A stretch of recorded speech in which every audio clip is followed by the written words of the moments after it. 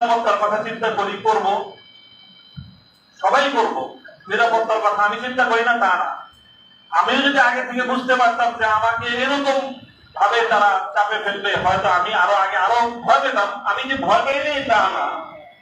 আমি যে 3 বছরের এই কষ্টে যে আমি একদম খুব সাহসের সাথে মোকাবেলা করেছি, সেই কথা আমি বলবো না, সেই কথা বলার অবকাশ নেই। তবে একটা কথা এটা মনে রাখবেন যে এই বাড়তি প্রেসারের কারণ হলো আমাদের মধ্যকার ওই যে 3 জন বসে পড়ছে রাস্তায়, এই জন্য বাকি যে 3 জন দাঁড়ায় আছে, ওই 3 জনের উপর তাদের 3 জনের খরচও পড়ছে, যেই 3 জন বসে পড়ছে ওই 3 জনের খরচও পড়ছে, বাকি সবগুলোর খরচ পড়ছে, যে ওরা সব বসে পড়ছে তুই দাঁড়ানোর চেষ্টা।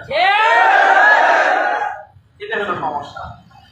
যারা অন্তত আগামী দিনে যে কোনো ভাবে জাতীয় নেতৃত্বের সামনের সারিতে আসবেন, যেভাবেই আসেন, নেতৃত্বের সারিতে আসার অর্থ এটা নয় যে আপনি হেফাজতে ইসলামের আমির হইতে হবে, মহাসচিব হইতে হবে, তা না, অথবা আপনাকে কোন সংগঠনের আমির মহাসচিব হইতে হবে, তাও না।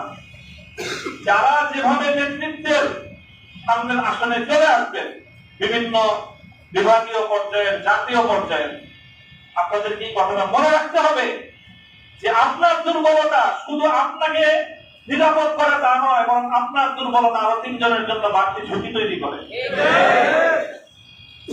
কথাগুলো ওলামায়ে কেরাম আমি বলতেছি এখানে, সবাই গভীরভাবে অনুভব করবো ইনশাআল্লাহ। আল্লাহ পাক রব্বুল আলামিন আমাদেরকে হিম্মত দান করেন, তৌফিক দান করেন। এবং কথাটা শুধু এই চূড়ান্ত, 3 বছর চলে গেছে কারাগার থেকে মুক্ত হওয়ার পরে আপনাদের এই ভালোবাসা, এই যে উচ্ছ্বাস মানুষের, এটাতে আমি খুব বেশি আপ্লুত তা না। তবে আমার কাছে মনে হয়েছে বারবার যে দুনিয়ার এই 3 বছরের কারাবন্দির পর এই উচ্ছ্বাসটা কতটা আনন্দের। খুব সত্যিকার আনন্দ তখন হবে যখন কবর, হাসর, ফুলসিরাত পার হয়ে জান্নাতে গিয়ে প্রকৃত মুক্তির স্বাদ যেদিন আস্বাদন করতে পারবো, সেদিনই হবে আসলে প্রকৃত মুক্তি।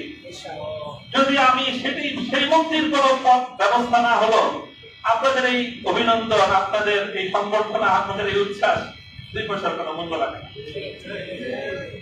যদি সকলেই যেন আমরা সেই চূড়ান্ত মুক্তির পথে সামনের দিকে অগ্রসর হতে পারি, এবং যারা সত্যের পথে চলে তাদের হাতকে শক্তিশালী করার জন্য, তাদেরকে সাহস যোগানোর জন্য, তাদের উপর ঝুঁকি তৈরি হলে সেই সময় নিজে যেন বাড়তি ঝুঁকির কারণ না হন, বরং সেই সময়ে তাদের সহযোগিতা করার জন্য পাশে দাঁড়ানো উচিত।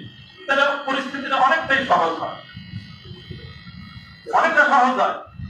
আপনি 10 জন দাঁড়ায় আছেন, লাঠি নিয়ে আসলে পিটানোর জন্য 6 জন দৌড় দিচ্ছে, বাকি 4 জনের উপর যে কি অবস্থা যায় এটা বুঝতে পারেন? যে লোক লাঠি নিয়ে আসছে, যখন আপনি লাঠি থেকে 3 জন দৌড়তেছে, 6 জন দৌড়তেছে, তখন তার মধ্যে শক্তি সাহস অনেক বেড়ে যায়। তখন আর বাকি যে 4 জন দাঁড়ায় আছে, ওদের অবস্থা তো যায় কিয়ামত ওদের উপর দিয়ে।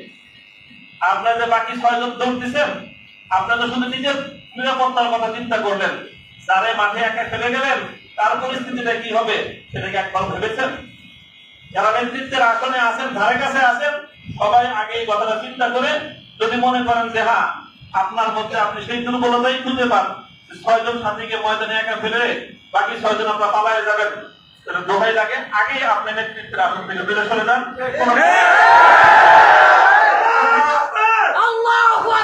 কোথাও অনেক দিনের খেদমতের অনেক রাস্তা আছে, আপনি ইসলাহ নফসের জন্য খানকা করেন, আমরা ইনশাআল্লাহ আপনাদেরকে বায়াত করে দেব। আপনি আরো অনেকগুলো খেদমতের ময়দান আছে।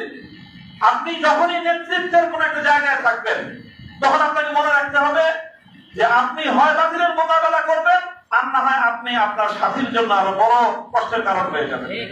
কোনটা আমি হব, আপনি হব, সেটা আমাদের বিবেচনা করা উচিত। আল্লাহ পাক রব্বুল আলামিন আমাদেরকে তৌফিক দান করেন। যারা সাথীরা আমরা ছিলাম একসাথে কারাগারে থাকার মধ্য দিয়েও আমাদের মধ্যে এক ধরনের আত্মার বন্ধন তৈরি হয়েছে। আমরা আশা করি, আমি ব্যক্তিগতভাবে বিশ্বাস করি আমাদের এই বন্ধনটা আগামী দিনে ইনশাআল্লাহ ইসলামী নেতৃত্বের অঙ্গনে একটা সংহত মজবুত ইসলামী নেতৃত্ব উপহার দিবে আমরা সেই কাজগুলো করতে পারি। আমাদের সকলের জন্য দোয়া করবেন যেন আমাদের মধ্যে সেরকম একটা বোঝাপড়া, সেরকম বন্ধন, সেরকম আত্মত্যাগ, সেরকম ঈর্ষা অন্যের নিরাপত্তাকে নিজের নিরাপত্তার উপর প্রাধান্য দিতে পারা। আবার বলছি, অন্যের নিরাপত্তাকে নিজের নিরাপত্তার উপর যতদিন পর্যন্ত আমি প্রাধান্য দিতে না পারবো, ইসলামী নেতৃত্বের ধারে কাছে থাকার কোন সুযোগ এবং কোন বৈধতা আমার নাই। আল্লাহ পাক রব্বুল আলামিন আমাদের সকলকে নেতৃত্বের সেই গুণ এবং সেই যোগ্যতা দান করুন এবং সেভাবেই যেন আমরা আগামী দিনে ইসলামী অঙ্গনের জন্য একটা নেতৃত্ব তৈরি করে পরিস্থিতি, আমার আগে বলেছেন মাহবুব হুজুর বলেছেন যে আমাদের পূর্বসূরীরা যে পর্যায়ে ব্যক্তিত্ব ছিলেন, অথচ পরিস্থিতি বর্তমানের চেয়ে আরো সহজ ছিল। আর সেই তুলনায় এখন আমাদের যে রোহানিয়াদের যে অবস্থান, আধ্যাত্মিক যে অবস্থান, আর সেই তুলনায় পরিস্থিতির যে ভয়াবহতা আমাদের জন্য পরিস্থিতি অনেক জটিল করে দিয়েছে। এই সময়ে আমরা কেউ যদি একটু দুর্বলতা প্রদর্শন করি, বাকি অন্যদের জন্য সেটা অনেক বড় বেশি কঠিন পরিস্থিতি তৈরি করে দেয়। আল্লাহ রাব্বুল আলামিন আমাদের সকলকে তৌফিক দান করুন। যারা এই প্রচন্ড গরমের মধ্যে আজকে সারাদিন, কালকে সারা রাত আমার মুক্তির জন্য এবং আমার মুক্তির পরবর্তী এই আনন্দের মধ্যে আপনারা যারা অংশগ্রহণ করেছেন, আমাকে উৎসাহিত করেছেন, আমার সহকর্মী এবং আমরা যারা কারারুদ্ধ ছিলাম একসঙ্গে, আমাদের কারা সহযোগীদের আপনারা উদ্বুদ্ধ করেছেন। আল্লাহ পাক রব্বুল আলামিন আমাদের সকলকে দান করুন। আগামী দিনের জন্য হক এবং হক্কানিয়াতের পথে থাকতে পারি, আল্লাহ সন্তুষ্টির পথে রিয়া এবং কিবির মুক্ত আমল যেন করতে পারি, তৌফিক আল্লাহ দান করুন। আল্লাহু দাওয়ানা আলহামদুলিল্লাহ।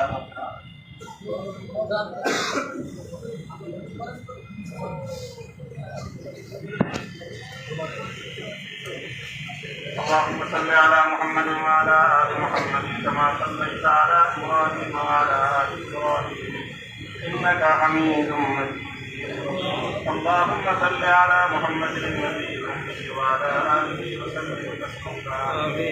ربنا آتنا في الدنيا حسنة وفي الآخرة حسنة وقنا عذاب النار.